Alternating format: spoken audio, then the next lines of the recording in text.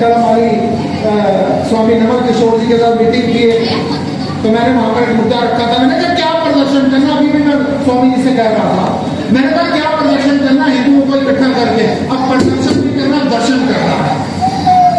और दर्शन क्या करना है, हमने लड़ना नहीं है। जरा सा 370 कदम हुई, पूरा विश्व खड़ा हो गया मानवाधिकार आयोग की बातें लेकर कि हमारे मुसलमानों के ऊपर अत्याचार हो रहा। आज पूरे विश्व के अंदर हमारे हिंदुओं के ऊपर अत्याचार हो रहा है। विदेशों में घूम कर सत्संग करता रहता हूँ, ऑस्ट्रेलिया जाता हूँ, तो वहां पर क्या पता चलता है कि हमारे मंदिरों के ऊपर पथराव होता है। बात करो पाकिस्तान की, मंदिर तोड़े जा रहे हैं, बात करो बांग्लादेश की, मंदिर तोड़े जा रहे हैं। मेरे का दुख का विषय है। मैंने कहा आप छोड़ो, मेरे साथ एक शिष्टमंडल बनाओ। 40 संत चलते हैं, 28 से कम में टाइम रखा, 40 संत चलते हैं और मानवाधिकार आयोग को संयुक्त राष्ट्र संघ का क्या मतलब है? यूएनओ का मतलब है कि जब पूरे विश्व में कहीं पर भी अशांति हो तो यूएनओ का कर्तव्य। मैं कहा चलो संयुक्त राष्ट्र संघ चलते हैं, जरा उनके ऑफिस में जाकर बात करते हैं। अब वहां पर हिंदुओं पर अत्याचार हो रहा है, अब उनकी बात करने वाला कोई नहीं। अब कहां गया वो मानवाधिकार आयोग, अब कहां पर है यूएनओ? मैं आपसे फिर कहूंगा, मैं आपके चरणों में प्रार्थना करूं, मेरी बेटियों, मेरी बहनों, मेरे भाइयों। कल मैं देख रहा था राकेश टिकैत जी, वो कह रहे हैं हम बांग्लादेश बनाने के लिए तैयार हैं। डूब मरो। जो आदमी इंटरनेट पर खड़ा होकर कह रहे हैं हमारे देश के लिए, हिंदुस्तान के लिए, भारतवर्ष के लिए कि हम सारे तैयार हैं इस हिंदुस्तान को बांग्लादेश बना देंगे, हमारे को शर्म आनी चाहिए, हमारी सरकार को शर्म आनी चाहिए। ऐसे आदमी के ऊपर देशद्रोह का मुकदमा चलना चाहिए। मैं फिर आपसे कहूंगा, अपने स्तर पर हिंदुओं एक रहो। हमारे दुख का विषय क्या है, हमारी चिंता का विषय क्या है? दुश्मनों ने बड़ी चालाकी का काम किया, हमारे दुश्मनों ने बड़ी चालाकी का काम किया, हमारे को चार पात पे बांट दिया। पास आके खड़े होकर ज्यादा मैं रस करूंगा। मैं आपको नमन करता हूं।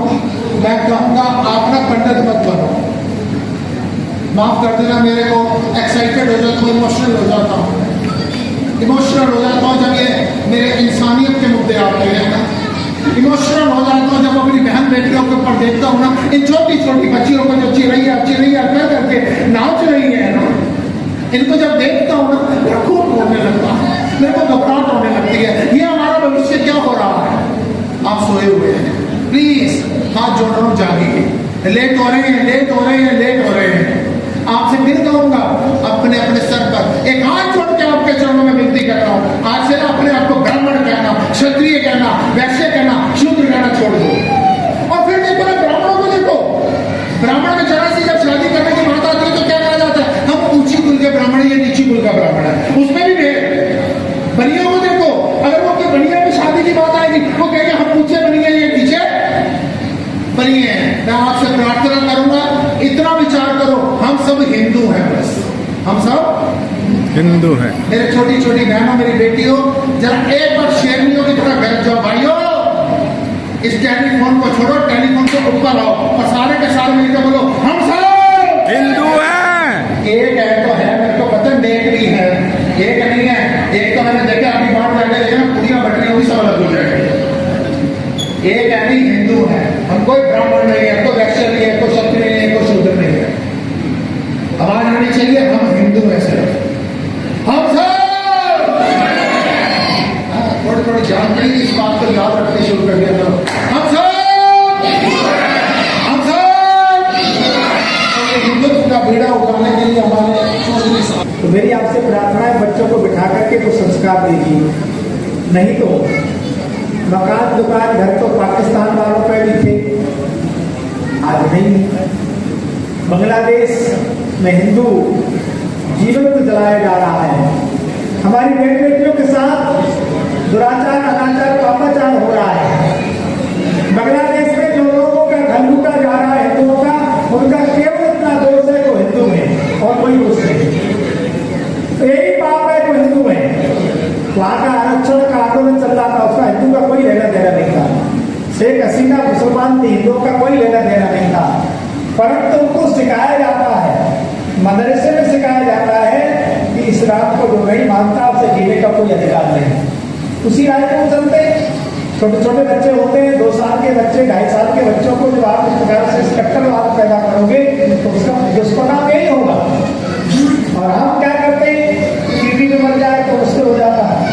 इसलिए मैं आप सबसे प्रार्थना करता हूँ, भगवान श्री राम ने निश्चयहीन करों में भूल उठाए प्रण की, हाथ उठा करके प्रण किया था कि कोई राष्ट्रद्रोही धर्मद्रोही जीवित नहीं रहेगा, तो हाथ में धनुष बाण भी था, भगवान शिव के हाथ में त्रिशूल था।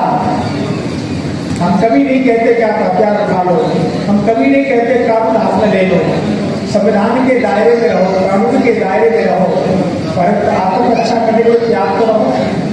कोई पुलिस नहीं आ पाएगी बचाने के लिए, कोई सेना नहीं आएगी बचाने के लिए, आपको अपनी रक्षा खुद ही करनी होगी। आपके पड़ोसी काम आएंगे, आपके गली मोहल्ले के काम आएंगे लोग, उनसे आपने पहले झगड़ा कर लिया है, पड़ोसी से राम राम नहीं है, गरीब आदमी से कोई लेना देना नहीं है, तो बचाने कौन आएगा? हम तो यहाँ हड्डियों को कम से कम हस्तियों को विसर्जन कर रहे हैं। बांग्लादेश में जो उनको मारे जा रहे हैं उनके शरीर के संस्कार नहीं हो पा रहे हैं। आप जरा सोचिए, कट्टरवाद मरे हुए व्यक्ति को खींच करके रोड से ले जाया जा रहा है, क्या तमाशा है? हमारी बहन बेटियों के साथ सामूहिक दुष्कर्म किया जा रहा है, क्या तमाशा है? यही होगा। जो जातवाद क्षेत्रवाद में बटे रहो, राजनीतिक लोग तो चाहेंगे हिंदू जातवाद में बट जाए, क्षेत्रवाद में बट जाए, तो भगवान ने तुम्हें बुद्धि दी है, तुम्हें क्या करना है जिससे हमारा कोई संबंध नहीं है, कोई रिश्तेदारी नहीं है, उनके हस्तियों की भी हम चिंता कर रहे हैं। ये मानवता है। कैसे जाएगा? आप अपनी सास की सेवा करोगे तो आपकी बहू आपकी भी सेवा करेगी। आप अपनी मां की सेवा करोगे तो ये कल्पना कीजिए कि आपकी ही सेवा होगी। यदि आप नहीं करेंगे तो यह कल्पनीय है कि वो आपकी सेवा करे कोई। जो आज आप देंगे वही कल आपको रिटर्न होगा, जो आज आप नहीं देंगे आपको कभी रिटर्न नहीं होगा। ये बड़ा कड़वा है, सत्य है।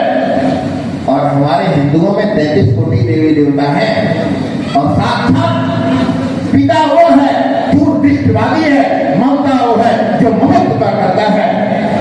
और आज उस अस्थि के लिए हमें ऐसा कल्पना करना पड़े कि काश मेरी अस्थि को कोई ले जाके गंगा में ले जाए तो शायद उन्हें मोक्ष की गति प्राप्त हो जाए। ऐसा नहीं आना चाहिए, ऐसी स्थिति नहीं होनी चाहिए। हमें अपने बुजुर्गों का ध्यान रखना चाहिए, हमें अपने बच्चों को बताना चाहिए, चाहे तुम देश में रहो या विदेश में रहो, यहाँ रहो या वहां रहो, कहीं पर भी रहो, आपको अपने परिवार का जब संस्कार का समय आए तो आप उस कार्य को सुनिश्चित रूप से क्रिया को करें। बहुत सारे देशों में जाने का ऐसा सौभाग्य होता है, गरुड़ पुराण कहता है कि जब तक उन्नत संस्कार न कराया जाए तब तक घर का पातक दोष नहीं समाप्त होता है। और यहाँ वाले कहते हैं बाल कटाने से क्या होगा, ये तो ऐसे ही काम चल जाएगा।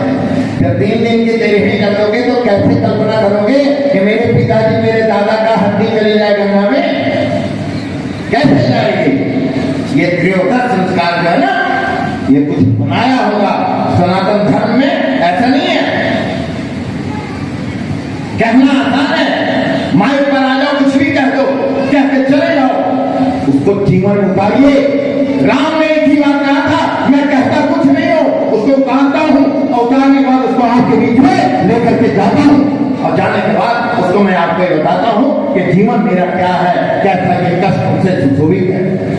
केवल मैं इतना कहना चाहता हूं आप सबसे, हिंदुत्व की बात हो, सनातन धर्म की बात हो, मंदिर में 3 घंटा लगाओ, कोई फायदा नहीं है। जो बोलता है, जो सुनता है, जो आपके माता और पिता है, उनका सम्मान करना सीख लो, उनको आदर देना सीख लो, बड़ों का सम्मान करना सीख लीजिए, आपके देवता स्वयं प्रसन्न हो जाएंगे। उसे कोई नहीं टाल सकता, चाहे यहाँ रहो या वहां रहो, कोई नहीं टाल सकता। ये माता और पिता साक्षात भगवान है। अगर उन्होंने दोनों हाथ आपके सिर पर रख दिया तो आपको कोई प्राप्त करने वाला नहीं है। इसलिए जो आपके भगवान है, उनका पहला काम है पूजा करना।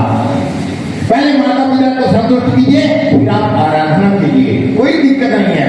कीर्तन कीजिए, संकीर्तन कीजिए, अच्छे काम कीजिए, क्योंकि जब माँ का आशीर्वाद होगा तो आप अच्छे काम करेंगे, जब पिता का आशीर्वाद होगा तो अच्छे काम करेंगे। फिर वो दिन नहीं आएगा कि आपकी अस्थियां शमशान घाट के मटके में भर के रखी हो, फिर आप स्वयं गंगा जाएंगे और मुंडन करा करके अस्थि विसर्जन का कार्य कराएंगे।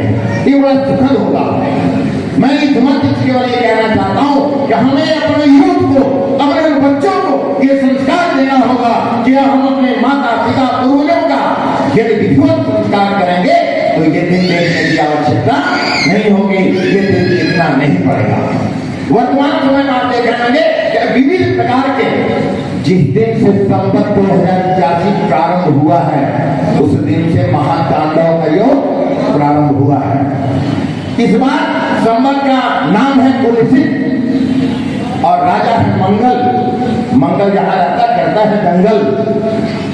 मंत्री शनि कहता मैं सुनता ही नहीं, न राजा की सुनता न प्रजा की सुनता। क्या करता हूं? अपने मन की करता हूं। आप देखिए ना, संपूर्ण राष्ट्र में महातांडव महातांडव महातांडव होता जा रहा। अरे कहीं तो सुख हो, कहीं तो शांति हो, कहीं कुछ नहीं है। इसका मतलब है कि हमें अपने कर्म पर ध्यान देना होगा, अपने संस्कार को जागृत करना होगा और अपने आस पड़ोस जितना भी है उसको मजबूत करना पड़ेगा। यदि आपका पिलर मजबूत होगा तो आप सदैव उच्च होंगे और आपकी अस्थि वहां पर नहीं होगी, उस मटके में नहीं होगी। कहां होगी? साक्षात मां गंगा के पावन तट पर होगी, पावन मध्य में होगी। और बड़े बड़े आशीर्वाद से वो काम होता है जो कोई नहीं कर सकता है। हिंदुत्व की बात करते हैं, जितने आते हैं, रोज देखता हूँ, डिबेट में रहता हूँ, रोज देखता हूँ जय हिंदू जय हिंदू जय हिंदू। हिंदू का नाम पे करते क्या है? ये बारे में बात करने चलते, उसको जड़ बनाओ, नीचे लाओ, जमीन बनाओ। जिस दिन जमीन बनाओगे उस दिन आप अपने घर पे हिंदुत्व की बात करना। माइक पर कहना आसान होता है, माइक पर चिल्लाना आसान होता है, उसको जमीन पर उतारना बहुत कठिन होता है। सत्संग सुनने जाएंगे, ताली बजाएंगे, घर में मां को रोटी नहीं देंगे, ताली बजाएंगे, बाहर भंडारे करेंगे, एक मां एक कौर रोटी के लिए तरसती रहती है।